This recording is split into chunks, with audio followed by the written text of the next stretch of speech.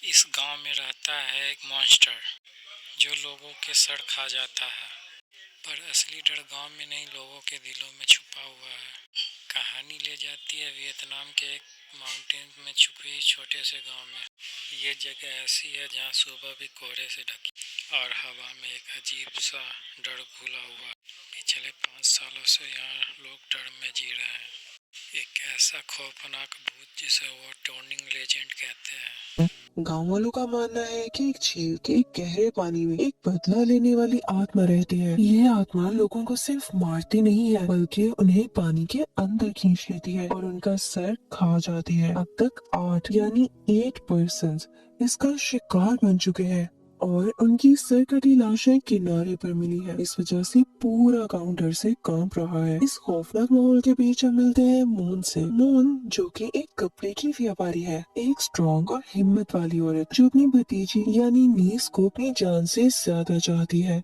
लेकिन मून की दुनिया तब हिल जाती है जब एक दिन अचानक उसकी नीस गायब हो जाती है। 5 दिन बीत जाते हैं। मून हर जगह उसे ढूंढती है लेकिन उसका कोई नामो निशान नहीं मिलता। बस एक चीज मिलती है, उसकी नीस की एक चप्पल जो कि उसी मनहूस झील के किनारे तैर रही थी। गांव वाले और वहाँ का डिस्ट्रिक्ट चीफ फौरन मान लेते हैं कि ये काम भी ड्रोनिंग घोस्ट का हो सकता है और उसने भी इस लड़की को मार ही डाला होगा बाकियों की तरह, क्योंकि सबको ही लगता है कि ये भूत का ही काम हो सकता है। चीफ अपने सिपाहियों को उस बच्चे को ढूंढने से मना कर देता है। वो कहता है कि ये इंसान की बस की बात है ही नहीं।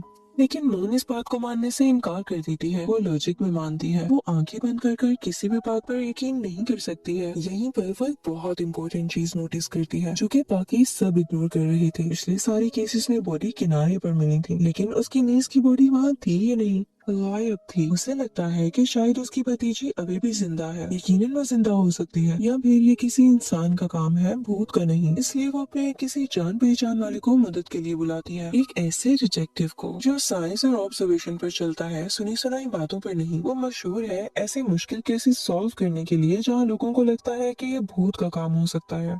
पर वही वो डिटेक्टिव इंसानी लालच और जुर्म ढूंढ ही निकालता है। उसका नाम कीन है। कीन गांव में आता है एक तलवार और एक तेज दिमाग लेकर। जैसे ही वो गांव में एंटर होता है उसे वहाँ का डरावना माहौल महसूस होता है। हर जगह छोटे छोटे मंदिर बने हैं और हवा में अगरबत्ती का धुआं घुला हुआ है। कीन एक और अजीब चीज नोटिस करता है। गांव के कुछ लोगों को अचानक नाक से खून बहने यानी नोज ब्लीड की बीमारी हो रही है। कीन सीधा डिटेक्टिव चीफ के घर जाता है मून से मिलने। वहाँ मून गार्ड्स के साथ बहस कर रही होती है, मदद की भीख मांग रही होती है। कीन बीच में आता है और अपनी अथॉरिटी यूज करके मून की मदद करता है। हमें पता चलता है कि मून और कीन का पुराना कनेक्शन है। कीन ने ही मून के करप्ट एक्स हस्बैंड को अरेस्ट किया था। फिर भी मून कीन की ईमानदारी की इज्जत करती है। मून उसे सब कुछ बताती है कि चीफ बेकार है, लोग डर रहे हैं और मेरी भतीजी गायब है। अब दोनों उसकी भतीजी के घर जाते हैं जहाँ वो अपने फादर के साथ रहती थी। कीन फौरन से अपनी इन्वेस्टिगेशन शुरू करता है। उसे पता चलता है कि मून की भतीजी एक बहुत ही चुपचाप और सीधी सादी सी लड़की थी जिसका कोई दुश्मन नहीं था। लेकिन एक बड़ा क्लू मिलता है। उस लड़की के गायब होने से 2 हफ्ते पहले एक चोर ने उसके कमरे में घुसने की कोशिश की थी। उस लड़की ने बहादुरी दिखाई थी और उस चोर के हाथ पर किसी नुकीली चीज से वार किया था, यानी किसी शार्प चीज से उसके हाथ पर मारा था, जिसके बाद वो चोर भाग गया। चोर ने कुछ खास चोरी नहीं किया, बस कुछ मिट्टी के बर्तन और एक ज्वेलरी बॉक्स। अब कीन कमरा चेक करता है और देखता है कि उस लड़के के कपड़े और सेविंग्स तो वहीं पर मौजूद हैं, जिसका मतलब वो भागी नहीं है, उसे जबरदस्ती गायब किया गया है। कीन उस झील पर जाने का फैसला करता है जहाँ पर चप्पल मिली थी। मून साथ आना चाहती है पर कीन उसे मना कर देता है ताकि कोई अफवाह न उड़ाए और मून सेफ रहे। अब झील पर कीन को एक फिशरमैन मिलता है जो बताता है कि चीफ ने एक जादूगर जिसका नाम शमान दिन है उसे बुलाया है गांव की सफाई के लिए। कीन जादू टोने या ब्लैक मैजिक में यकीन नहीं रखता था, लेकिन फिर भी उस जादूगर से मिलने जाता है। वो जादूगर कीन को एक प्रोटेक्शन एमुलेट देता है और उसे डराता है कि वो भूत खून का प्यासा है। जब कीन वहाँ की वेजिटेशन के बारे में पूछता है, खासकर ज़ैंथियम फ्रूट के बारे में जो कि मून की भतीजी की चप्पल पर चिपका हुआ था, तभी मून भी वहाँ पर आ जाती है। वो कहती है कि वो इस इन्वेस्टिगेशन में शामिल होकर ही रहेगी। वो बताती है कि ये ज़ैंथियम फ्रूट सिर्फ एक ही जगह उगता है, वो थीम फॉल्स, जो पर पहाड़ियों में एक सुनसान झरना यानी आबशार है। कीन और मून उस झरने की तरफ निकल पड़ते हैं। वहाँ पहुंचकर मामला और ज्यादा वर्स हो जाता है। कीन को चट्टानों पर ताजा खून मिलता है। मून ये देखकर घबरा जाती है। उसे लगता है कि उसकी भतीजी का ही खून है। कीन उसे शांत करने की कोशिश करता है, कहता है शायद किसी जानवर का हो, पर वो भी जानता है कि हालात कुछ ठीक नहीं है। रात होने तक वो वहाँ ढूंढते हैं पर कुछ उन्हें नहीं मिलता। उस रात कीन एक गेस्ट हाउस में रुकता है। उस तरफ पूरे गांव में उस जादूगर की अगरबत्ती का धुआं फैला हुआ है। सोने की कोशिश करते हुए कीन को भी वही सिम्टम्स होने लगते हैं जो गांव वालों को हो रहे थे। उसकी नाक से खून बहने लगता है। उसे नींद नहीं आ रही होती। वो काफी बेचैन होता है, लेकिन फिर भी उसकी आंख लग ही जाती है। उसे एक बहुत खौफनाक सपना आता है। सपने में वो मून की भतीजी यानी उस लड़की को पानी के पास देखता है। अचानक पानी के अंदर से गले सड़े हाथ निकलते हैं और उसे नीचे खींचने लगते हैं। कीन उसे बचाने की कोशिश करता है, लेकिन जब वो उसे ऊपर खींचता है तो उसके हाथ में उस लड़की का कटा हुआ सर होता है। कीन कांपते हुए जागता है। अब हकीकत और सपने के बीच का फर्क धुंधला होने लगा है। अगली सुबह कीन उस पूरे सपने को झटक कर फैक्ट्स पर वापस आता है। वो मार्केट जाता है ये पता करने के लिए कि वो लड़की आखिरी बार कहाँ देखी गई थी। एक विटनेस बताता है कि जिस दिन वो लड़की गायब हुई वो अपनी दुकान जल्दी बंद करके झरने की तरफ गई थी। लेकिन सबसे बड़ी बात ये थी कि जाने से ठीक पहले उस लड़की के बहस एक औरत से हुई थी जिसका नाम डुएट है। डुएट कोई मामूली लड़की नहीं है। वो डिस्ट्रिक्ट चीफ की बेटी है, अमीर, मगरूर और ताकतवर। कीन उसे सवाल जवाब करने जाता है। डुएट मानती है कि उसकी उस लड़की से बहस हुई थी, पर वो कहती है कि ये कपड़े के ऑर्डर को लेकर थी, किसी और चीज का इससे कोई लेना देना नहीं है। वो कहती है कि उस लड़की ने उसे धमकी दी थी कि अगर डुएट पैसे नहीं देगी तो वो थाक नाम के आदमी से पैसे ले लेगी। यहाँ एक नया नाम सामने आता है, थाक। थाक एक आर्टिस्ट है जो मिट्टी के बर्तन बनाता है और बांस के जंगलों में रहता है, और वो डुएट का मंगेतर यानी फियांसे भी है। कीन और मून थाक के स्टूडियो जाते हैं। वहाँ बहुत ही प्यारे और खूबसूरत मिट्टी के बर्तन रखे थे, बिल्कुल उसी स्टाइल के बर्तन जो कि उस लड़की के कमरे में मिले थे। कीन थाक पर दबाव डालता है कि वो सच बोले। अब यहाँ पर वो एक बहुत ही उदास कहानी सुनाने लगता है। वो बताता है कि उसकी और ट्वेट की सगाई बचपन में ही उनके माँ बाप ने तय कर दी थी, यानी उनकी एंगेजमेंट बचपन में ही हो गई थी। पर वो इस रिश्ते से खुश नहीं था। उसे मून की भतीजी यानी उसी लड़की से प्यार था जो कि अब गुम है। वो एक गरीब खानदान की लड़की थी। ताक उस लड़की को अपनी सोलमेट मानता था। उसने चीफ से परमिशन भी मांगी थी कि वो उस लड़की को अपनी दूसरी बीवी बना लेगा, लेकिन चीफ और ट्वेट ने इसे अपनी बेइज्जती समझा और गुस्सा हो गए।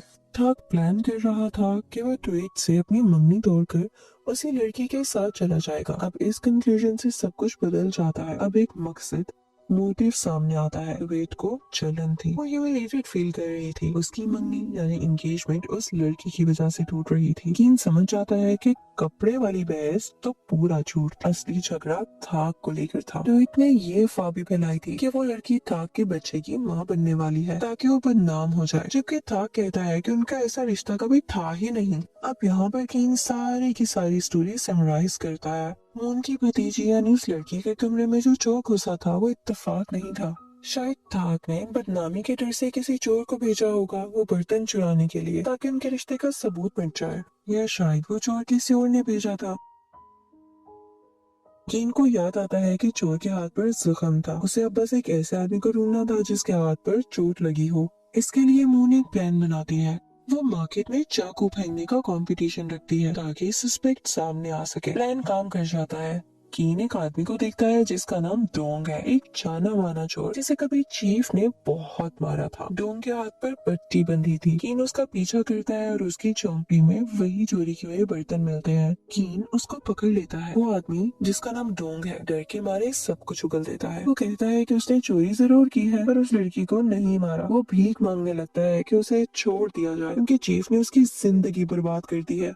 और फिर वो एक बहुत बड़ा राज खोलता है। जिस रात वो चोरी करने गया था उसने लेडी वोंग, जो चीफ की बीवी और ट्वीट की माँ है, उन्हें उस लड़की के फादर के घर से चुपके हुए निकलते देखा था। वही लड़की जो लापता है। इसका मतलब चीफ की पूरी फैमिली इस साजिश में शामिल है। कीन सीधा चीफ की बीवी और उसकी बेटी के पास जाता है। माहौल बहुत इंटेंस हो जाता है। कीन झूठ बोलता है कि उसके पास एक विटनेस है जिसने ट्वीट को झरने पर उस लड़की से मिलते हुए देखा था। इस प्रेशर में आकर ट्वीट टूट जाती है। वो रोती है और कन्फेस करती है। वो मानती है कि वो उस लड़की से झरने पर मिली थी ताकि उसे थाक से दूर रहने को कह सके। उनमें झगड़ा हुआ। तो ईद कहती है कि उसने गुस्से में उस लड़की को धक्का दिया, वो गिरी और उसका सर पत्थर से टकराया। खून देखकर ट्वीट को लगा के उसने उस लड़की को मार डाला है और डर के मारे भाग गई। लेडी यानी चीफ की बीवी अपनी बेटी को बचाने के लिए बीच में आती है। वो कहती है कि एक हादसा यानी एक्सीडेंट था और शायद उसके भागने के बाद ड्रोनिंग घोस्ट ने बॉडी को गायब कर दिया हो। ट्वीट को अरेस्ट कर लिया जाता है लेकिन बॉडी अभी भी गायब थी। उस शाम कीन बुरी तरह थक चुका था। अगरबत्ती का धुआं फिर से गहरा होने लगा था और उसे हेलुसिनेशंस होने लगे थे, यानी उल्टी पुल्टी चीजें नजर आने लगी थी। उसे अपने कमरे में ड्रोनिंग घोस्ट दिखाई देने लगता है, एक सरकटा साया जो उस पे हमला कर रहा था। उसका साथी डिप्टी सही वक्त पर आ जाता है और उसे होश में लाता है। डिप्टी पुराने केसेस की फाइल लेकर आया था जो कीन ने मंगवाई थी। कीन पैटर्न ढूंढ रहा था। वो पढ़ता है कि 30 साल पहले एक 14 लोगों के परिवार को, यानी एक ऐसी फैमिली जिसमें 14 लोग थे, उनको गद्दार ट्रेटर्स माना गया था और इसी वजह से उनका सर कलम कर दिया गया था। और उस एग्जीक्यूशन का ऑर्डर देने वाला कोई और नहीं बल्कि जवान चीफ था। जब कीन पास्ट को देख रहा था तभी प्रेजेंट में कुछ बहुत बुरा होता है। आखिरकार झील के किनारे एक सरकटी लाश मिल ही जाती है। पूरे गांव में हड़बड़ मच गई थी।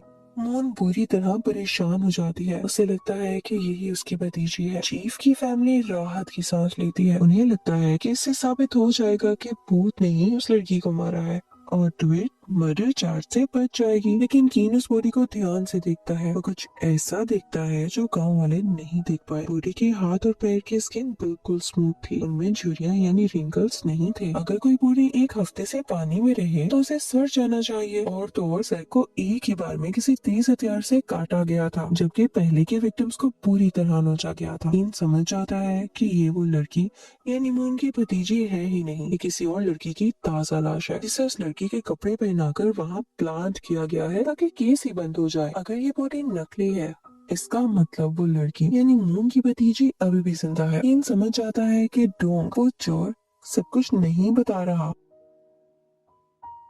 कीन को डोंग के पास उसकी ज्वेलरी का एक बॉक्स मिलता है। उसे पता चलता है कि डोंग और चीफ के घर की एक नौकरानी आपस में मिले हुए हैं। वो दोनों लेडी वोंग को ब्लैकमेल कर रहे हैं।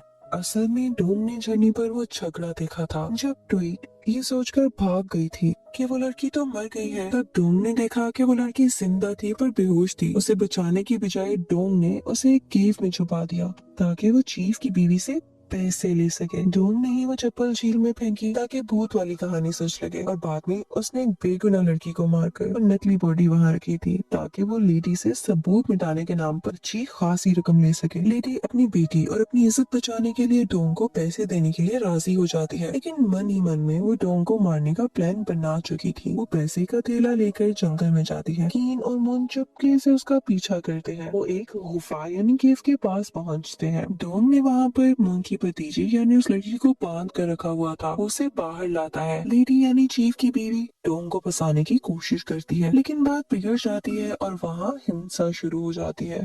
कीन सामने आ जाता है। डोंग तलवार लेकर कीन पर हमला करता है। दोनों में भयंकर लड़ाई होती है। कीन जो अभी भी उस जहरीली अगरबत्ती के असर में था, उसे लड़ने में मुश्किल हो रही थी क्योंकि उसे बीच बीच में भूत दिखाई दे रहा था। उधर लेडी वोंग मौका देखकर उस लड़की को मारने की कोशिश करती है ताकि ये किस्सा हमेशा के लिए खत्म हो जाए। मून अपनी भतीजी के लिए शेरनी की तरह लेडी वोंग से भिड़ जाती है। बिल्कुल आखिरी पल में जब डोंग कीन को मारने ही वाला होता है, कीन अपना दिमाग लगाता है और डोंग को धक्का दे देता है। डोंग पीछे गिरता है और वहाँ लगे स्पाइक्स पर गिरकर मर जाता है। मून भी लेडी वोंग को काबू कर लेती है। वो लड़की आखिरकार बच जाती है। पुलिस आती है और लेडी वोंग और बाद में ट्वीट को उनके जुर्मों के लिए अरेस्ट कर लिया जाता है। किडनैपिंग केस को सॉल्व किया जाता है और ये केस सॉल्व भी हो जाता है। वो लड़की यानी मून की भतीजी और मून फिर से एक हो जाते हैं। चीफ की फैमिली का असली रंग सबके सामने आ चुका था, लेकिन कीन अभी भी संतुष्ट नहीं है। वो राजी नहीं है कि ड्रोनिंग घोस्ट कोई असली मामला है और ड्रोनिंग घोस्ट का राज और पिछले 8 लोगों की मौत का राज अभी भी नहीं खुला था। नकली बॉडी से आखिरी केस तो समझ आ गया, पर बाकी 8 का क्या? कीन वापस उस अगरबत्ती की तरफ ध्यान देता है। उसका सैंपल लेकर एक डॉक्टर के पास जाता है। डॉक्टर कंफर्म करता है कि इस अगरबत्ती में एक रेयर जहर है जिसका नाम मनकिदा है। ये दिमाग पर असर करता है, डर पैदा करता है,